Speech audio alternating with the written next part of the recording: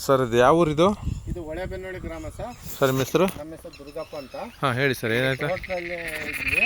ಹಾಂ, ಅದು ಅಲ್ಲಿ JCB ಅಲ್ಲಿ ಕೆಲಸ ಮಾಡ್ತಿದ್ರು. ಅದು ಹೋಗುತ್ತೆ ಅಂತ ನಾನು ಈ ಕಡೆ ಬಂದೆ. ಹಾಂ, ಅದು ಬಂದು ನಾನು ಗಾಡಿ ಹೋಗ್ತೀನಿ. ಏನು ಬಂದು ಹೋಗತ್ತಂತ ಬಂದರೆ?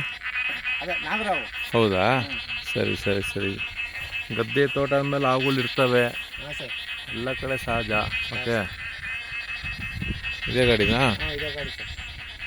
ಎಲ್ಲಿತ್ತದು ಹಾವು? ಮೊದಲೇಲಿತ್ತು? ಮೊದಲು ಅಲ್ಲಿ ಮಣ್ಣ ಗುಡ್ಡಲ್ಲಿ. ಸರಿ, ಬೈಕ್ ಇಲ್ಲೇ ನಿಲ್ಸಿದ್ರಾ? ಇಲ್ಲೇ ಇತ್ತು. ಹಿಂಗೆ ಬಂದು ಒಳಗೆ ಸರ್ ಹಂಗಾಸ್ ಬಂದು ಹಂಗೆ ಒಳಗೆ ಹೋಯ್ತು. ಒಳಗೆ ಸೇರ್ಕೊಂತ. ಓಕೆ, ಇಟ್ಕೊಳ್ಳಿ ಸರ್, ಹೀಗೆ ಇಟ್ಕೊಳ್ಳಿ. ಗೊತ್ತಲ್ಲ ನಿಮಗೆ ವೀಡಿಯೋ ಮಾಡೋಕ್ಕೆ ಇಲ್ಲೇ ಬನ್ನಿ.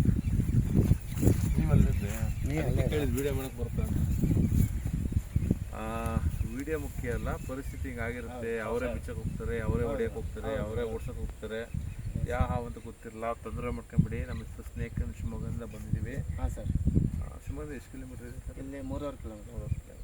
ಏನು ಮಾತ್ರ ಹಾವು ಅಂದಮೇಲೆ ಮರೆ ಆಗೋಂಥ ಜಾಗದಲ್ಲಿ ವಾಸ ಮಾಡುತ್ತೆ. ಪಿಲಾಪತ್ರಗಳಲ್ಲಿ ಈ ಜೀವ ಇಲ್ಲದ ವಸ್ತುಗಳು, ಸೌದೆ ಆಗಲಿ, ಟೈಲ್ಸ್ ಆಗಲಿ, ಕಸದ ಇದಾಗಲಿ, ಚೀಲಗಳಾಗಲಿ, ಹಿಂಗೆ ಬೈಕು ಕಾರಲ್ಲಿ ಮರೆ ಆಗೋಂಥ ಜಾಗ ಕತ್ಕೊಂಡ್ಬಿಟ್ಟಿದೆ. ಒಂದು ಒಳ್ಳೆ ರೀತಿ ರೆಡಿ ಅಂತ ಅವಕಾಶ ನಿಮ್ಮ ಗ್ರಾಮದವರು ಅಥವಾ ನಿಮ್ಮ ಫ್ರೆಂಡು ಅಥವಾ ದೇವರ ಅನುಕೂಲ ಮಾಡಿಕೊಟ್ಟಿದ್ದಕ್ಕೆ ಮಾಡ್ತಾಯಿದ್ದೀವಿ. ಹಾಂ ಸರ್. ಗದ್ದೆ ಅಂದಮೇಲೆ ಸಾಧ್ಯ ಎಲ್ಲ ಥರ ಹಾವುಗಳು ಇರ್ತವೆ, ಹುಷಾರಾಗಿ ಇರಬೇಕು. ಇಲಿಗಳ ಸಂತತಿ ಇರುತ್ತೆ, ಆಹಾರ ಹೊಡ್ಕೊಂಡ್ಬಂದಿದೆ.